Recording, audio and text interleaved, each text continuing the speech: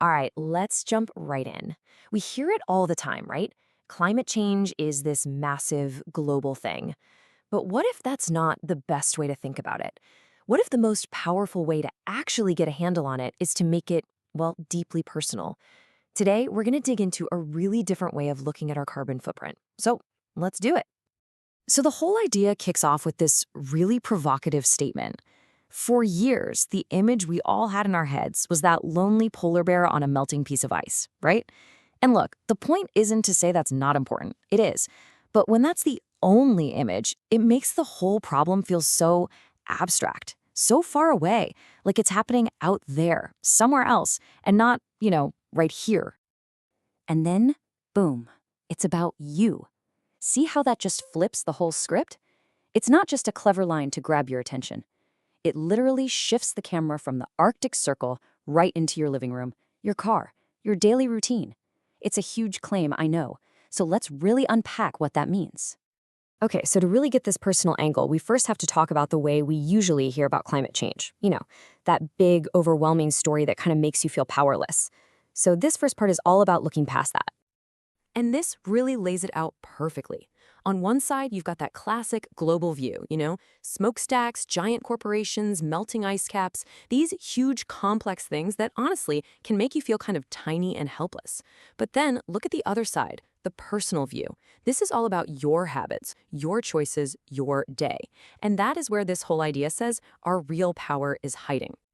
All right, so now we're getting to the heart of it. This next part is all about taking this big, fuzzy idea of a carbon footprint and making it real. I mean, something you can actually connect to your daily life. We're talking about everything from the food on your plate to the light switch on your wall. And here it is. This is the main idea. Your carbon footprint isn't some tiny slice of a giant global pie. No, it's personal. It's the sum total of your actions. Think about that. It's not some abstract number in a science report. It's more like a running tally, a living ledger of your day-to-day life. Okay, let's make this super concrete. Let's talk about something most of us do without even thinking, grabbing a coffee. Behind that one cup, there's this entire invisible chain of events, right? From the water used to grow the beans, to the fuel for the ship that brought them over, all the way to the electricity that powers the coffee machine. Every single one of those steps has a cost that we never see. Or how about this one, that quick car ride to the store, the daily commute you're so used to, that little trip you took just because it was easier than walking. We do it on autopilot, right?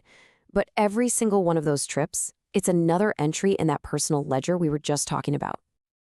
And yeah, online shopping, that package that magically appears on your doorstep, it's the final stop on a really long journey of emissions. I'm talking about the energy-guzzling data center that took your order, the massive warehouse, the delivery truck. Just one click from you sets that entire machine into motion. It's kind of wild when you think about it. So here's the absolute key takeaway. This isn't about guilt. It's not about blame at all. It's actually about empowerment. It's about seeing that your personal carbon footprint is just the total of all those tiny, seemingly meaningless moments all added up.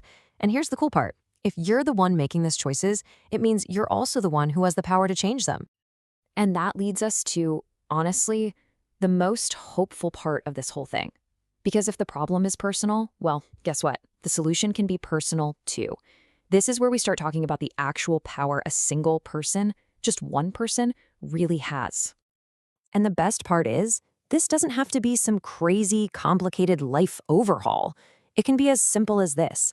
Fewer drives, less waste, smarter energy. That's it. We're not talking about huge sacrifices here. We're just talking about small, thoughtful adjustments to your day. And this is what you really need to remember. We always underestimate how much these little changes matter when you do them over and over. It's like compound interest, Doing one small thing day after day adds up to a huge cut in your personal footprint over time. It is so much bigger than you think. Okay, so one person can make a difference. We've got that. But what happens when that idea starts to spread? This is the last and maybe the most important piece of the puzzle. This is where we go from individual action to a genuine collective force. It all starts right here with one person, one choice. To maybe take one less car trip, to waste a little bit less. Just one. And yeah, it seems small. It seems isolated. almost meaningless in the grand scheme of things, right? But then, what happens when millions of people start doing that same small thing? What happens then? Suddenly, it's not small anymore, is it? One simple personal action, multiplied by 1 million or 10 million, that becomes a massive, undeniable force. That becomes a movement. And that's the moment your personal choice transforms into real collective power. And not right there is the punchline to this whole thing. Big, systemic change, it doesn't always come from the top down. A lot of the time, it's pushed from the bottom up. When millions of us start making different choices, it sends a signal, a really loud signal, to companies, to industries, to governments. That is when the whole system actually starts to move. So let's end where we started, with that one big question. After all this, it's worth asking yourself, what's the real cost of my day? And maybe even more important, what's just one small thing I could change tomorrow?